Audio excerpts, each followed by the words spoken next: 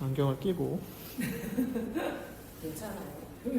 안경을 껴도 괜찮아. 왜? 안경점은 돈 벌겠지. 깨달음은 손에 넣어야 할 상태가 아니다. 이미 확정된 것이다. 우리가 깨닫는다. 지난주에도 그런 비슷한 얘기했잖아요. 깨닫는다. 나는 깨달았어요. 거기 이제 틀린 말이라고. 그 문장 자체는 틀린 말이라고. 깨달음은 어떤 상태가 아니에요. 몇 단계 우리가 게임을 해가지고 레벨업을 하는 게 아니라. 그래서 최고의 정점에 저 단계에 가면 깨달은다라는 게 우리의 가정이에요. 가정. 우리가 설정해 놓은 거야. 우리는 어느 단계에 도달하면 뭔가 바뀌겠지라는 생각을 하면서 깨달음을 특히 얻었다 그러죠. 근데 깨달음은 뭐냐면요. 역설적으로 얘기하면 얻을 게 없음을 얻는 거예요.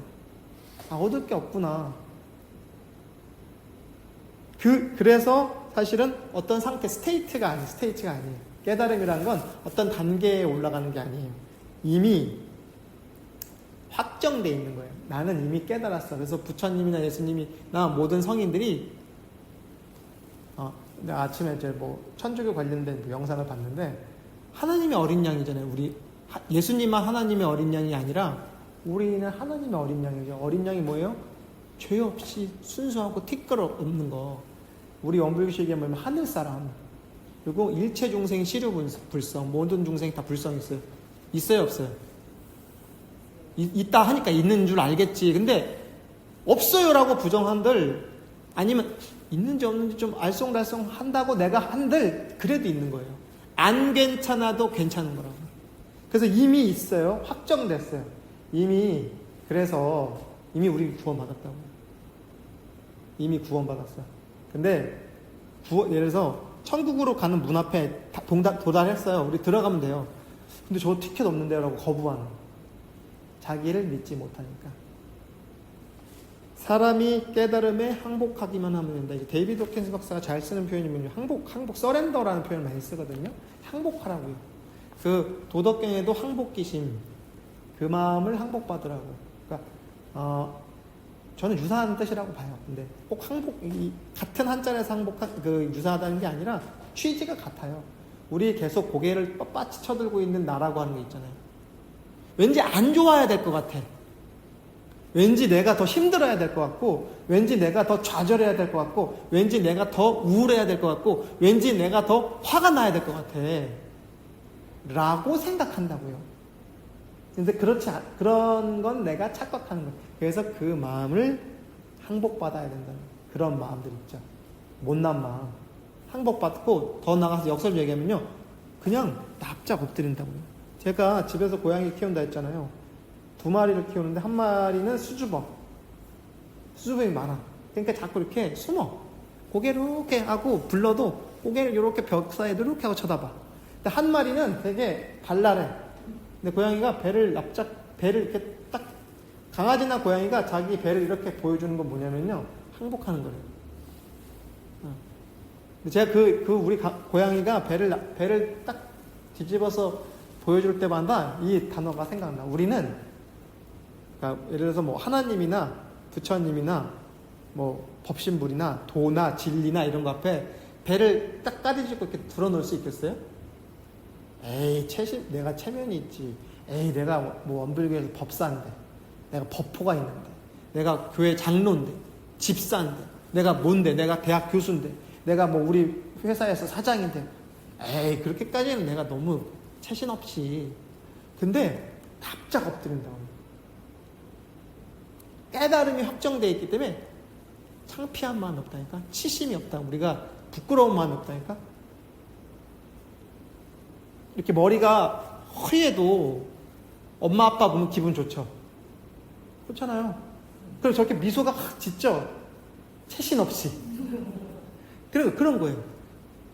그 앞에서 납작 엎드릴 줄 알아야 된다. 여기서 책대로 표현하면 깨달음 앞에 납작 엎드리는 거예요. 그리고 배를 이렇게 딱 보여줘도 괜찮다고. 부끄럽지 않다고. 근데 우리는 어때요? 에이, 내가. 그래서 나라는 놈이 고개를 바짝 쳐들고, 야, 내가 그래도 왕년에. 명동 가서 사장님 하면, 명동에서 골목에서 사장님 하면 다 쳐다본대요. 4왕년에 내가 사장하고 회장했어. 그렇죠? 타이틀에, 그러니까 명예에 집착하는 거죠. 권세에 집착하는 것 같아요. 왕년이라는 모르는 게 지나갔다니까. 근데 명상이란 건 뭐예요? 지금 여기 있는 거.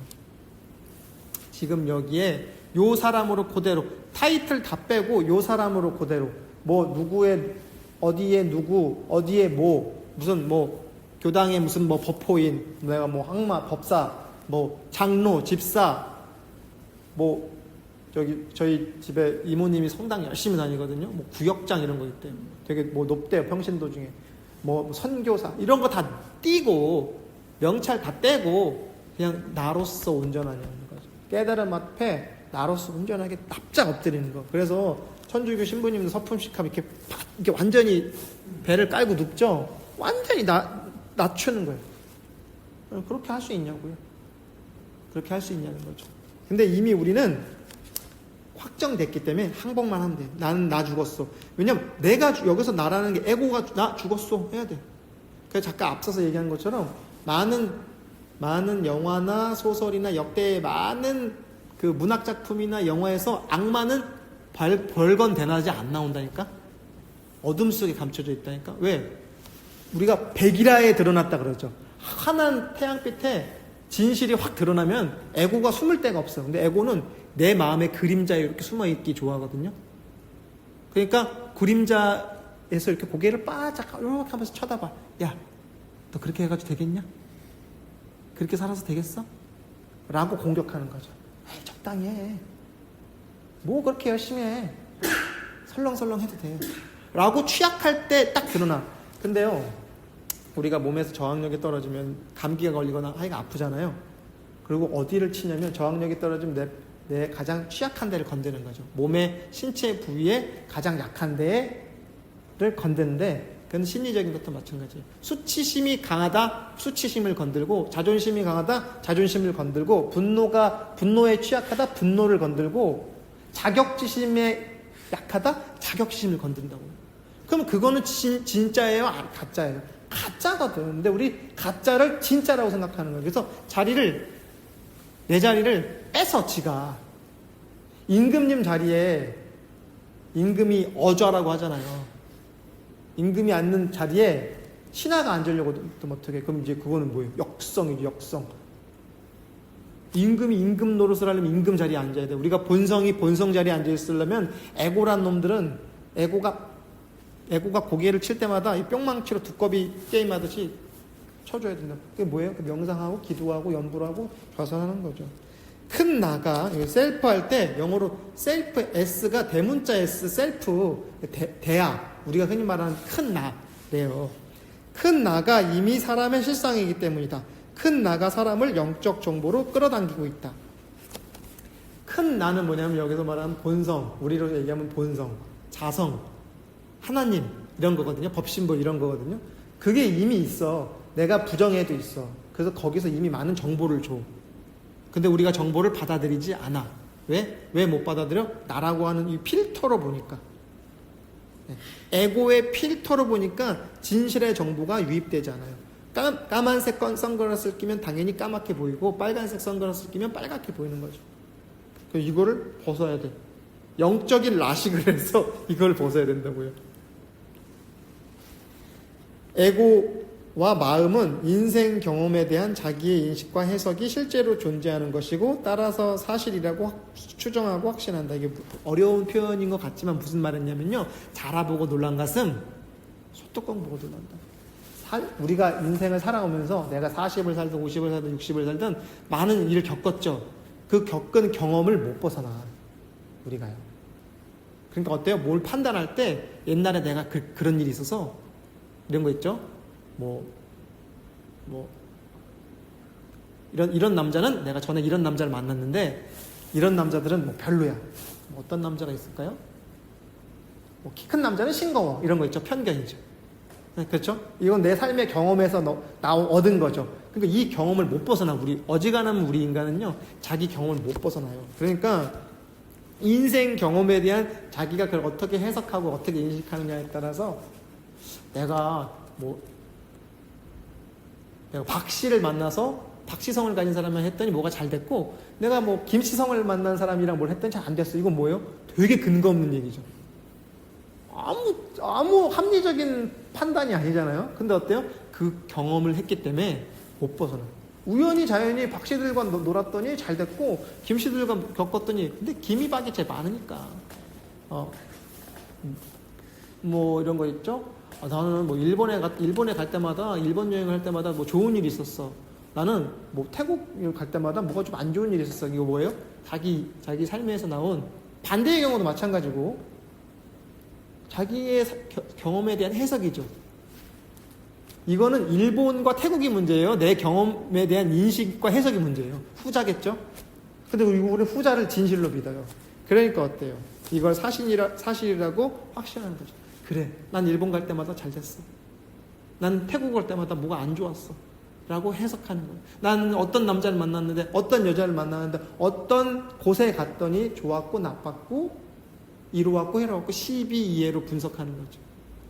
근데 이건 결국은 내 주관적인 판단과 해석일 뿐이라는 거죠. 질문 잠깐. 네? 질문 좀. 네네, 말씀하세요. 저도 그 경험의 함정에 대해서는 회사 생활하면서 많이 그 위험성을 느끼는데요. 네. 그렇다고 판단을 냈으면 판단을 해야 되잖아요. 그럼요. 그 경험에 의존 안 할 수도 없잖아요. 그럼 맞습니다.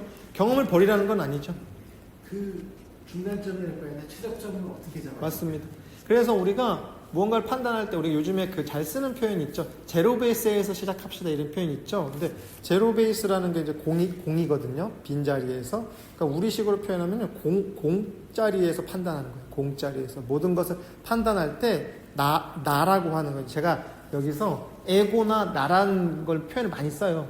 요즘 특히 더 그런데 나라는 걸 내려놓는 거죠. 12이해를 벗어난 곳에서 이렇게 우리가 이렇게 교회 다니면 성당 다니면서 십자를 걷는데 사실 십자 중앙이 있죠. 그 자리에 무언가 포인트를 맞추는데 그 포인트 뭐냐면 공이 비어 있는 거. 내가 생각하고 내가 판단하는 게 아니라 그러니까 현상 그 자체만 남는 거예요. 좀 어렵게 얘기하면 주관과 객관이 사라지는 거예요. 근데 그게 뭐냐면 그렇게 되면요. 나라는 놈의 판단이 아니라 그거를 보는 거예요. 제가 이런 얘기를 많이 하는데 내가 주고 싶은 거를 주지 말고 그 사람이 갖고 싶은 걸 줘라. 우리 청타원님한테 이거 줘야지? 저 사람은 생각도 안 해. 저 사람은 이거 갖고 싶어. 근데 자꾸 이거를 줘. 내가 주고 싶으니까. 내가 주고 싶은 건데, 근데 방점을 나한테 두는 게 아니라 저 사람한테 두는 거예요.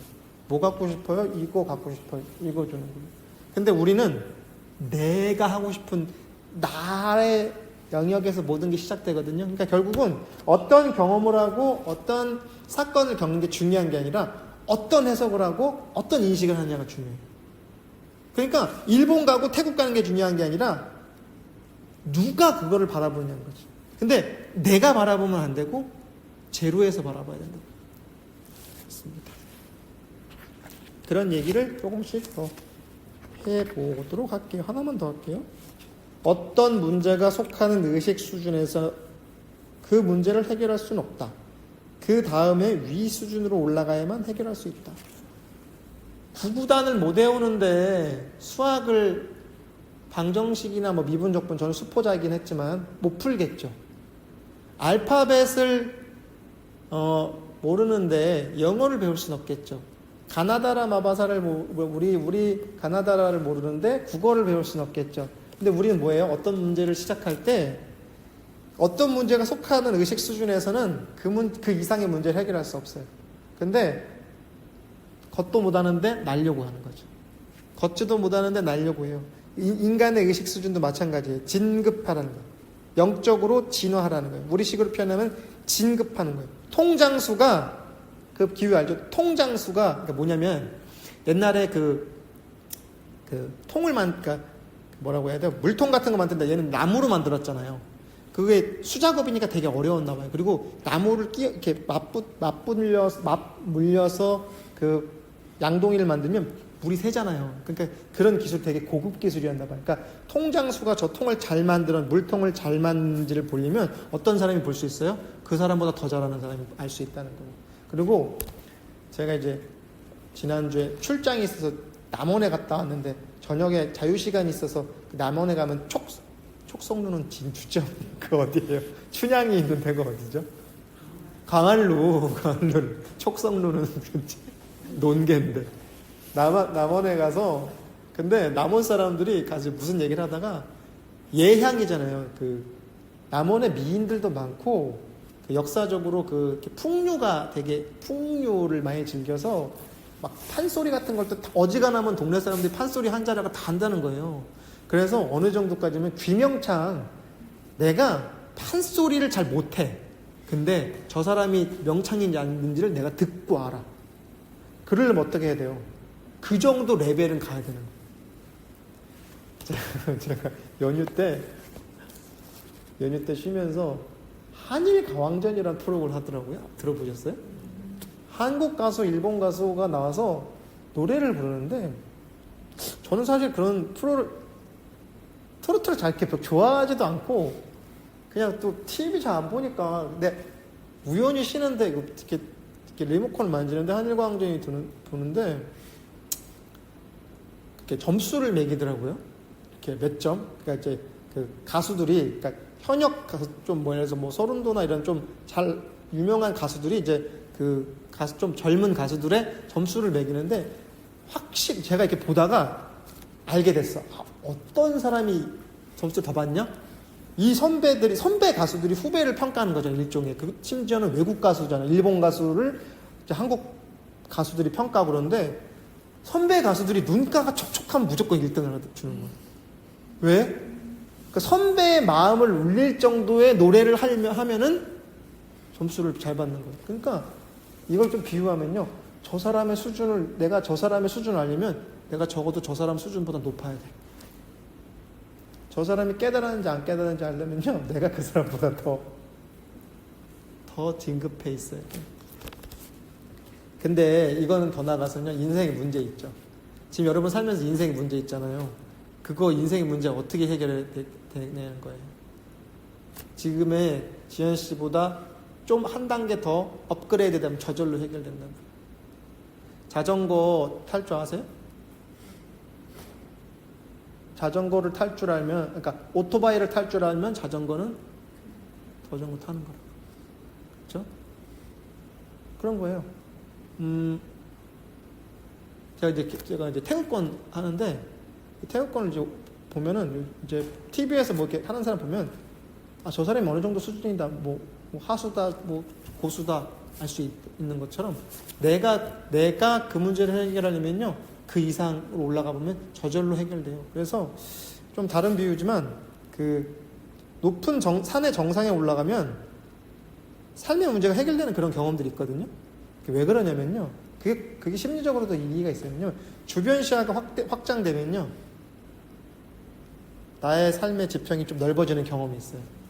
그러니까 우리는 어떤 게 매몰돼 있죠. 지금 예를 들어서 어떤 일을 당했어. 누가 나한테 섭섭한 말을 하고 서운한 일을 내가 당했어. 그러면 거기에 매몰되거든요. 누가 나한테 괜히 교당에서 뭐 어디서 요가원에서 누가 나한테 좀 그럼 며칠 가잖아요. 근데 왜 그러냐면 몰입해 있어서 그래요. 어떤 문제에. 근데 그래서 딴 생각도 되게 중요해요. 딴 생각도. 요즘에 멍때리기 같은 거 하는 이유도 어떤 의미에서는 주변 시야를 이렇게 확장해 주는 게 있어요. 하와이나 이런데 바닷가나 하와이는 가본 적은 없지만 모르겠어요. 바닷가에 특히 우리나라 이제 동해 바다 같은 데면 이제 수평선이 평평하게 있잖아요. 근데 그거 보고 있으면요 사람이 되게 이렇게 돼요. 이렇게 돼요. 뭔가 이렇게 막 긴장하거나 집중되지 않고 뭔가 이렇게 돼요. 높은 산에 올라가서 아래를 내려다보면은 이렇게 돼요. 긴장이 턱 풀려요. 왜? 주변 시야가 확대돼가지고 우리가 뭐 하나에 딱 꽂히는 게 아니라 이렇게 시야가 확대가 되면요 그 전에 있던 문제가 별것도 아닌데 괜히 그쵸? 별것도 아닌데 내가 그래서 사실 어떨 때는 어떤 것에 너무 몰입하는 게 역효과를 낼 수도 있어요. 이건 하나의 삶의 지혜니까. 하나만 더 할까요? 너무 긴 거 빼고 짧은 거. 원하는 바에 더 적게 지배될수록 자유를 더 크게 체험한다. 맥락적으로는 비슷하네요. 욕구 있죠. 이 욕구는 뭘 꼭 하고 싶은 것도 있지만 뭘 안 하고 싶은 것도 욕구예요.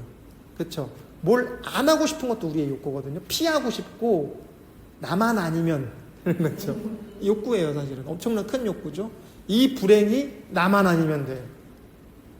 네, 그런 것도 욕구거든요. 근데 이런 거에서 해방될수록 하고자 하는 바에서 해방되면요 더 자유롭다는 거예요.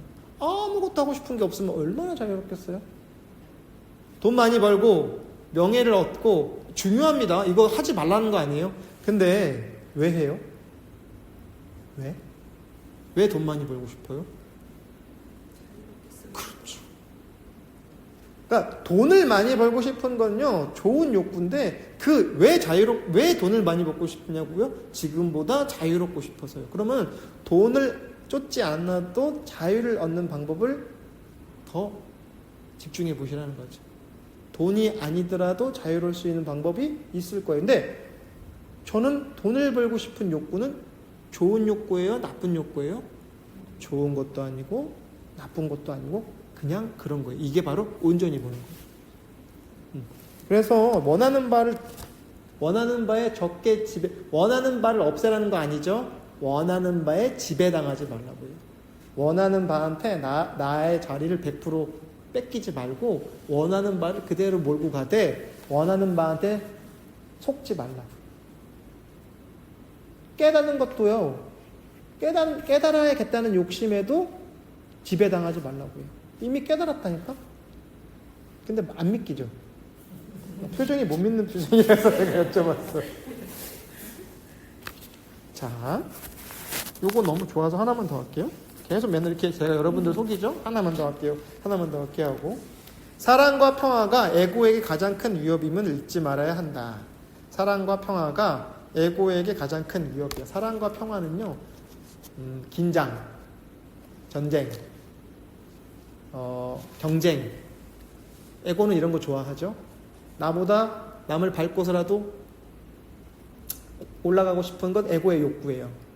아니면 아까 얘기했듯이 나만 아니면 돼 하고 은폐하고 엄폐하고 싶은 게 에고의 욕구인데 사랑과 평화는 뭐예요?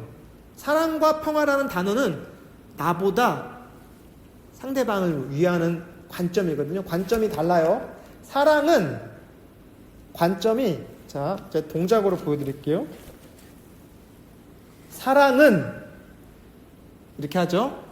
사랑은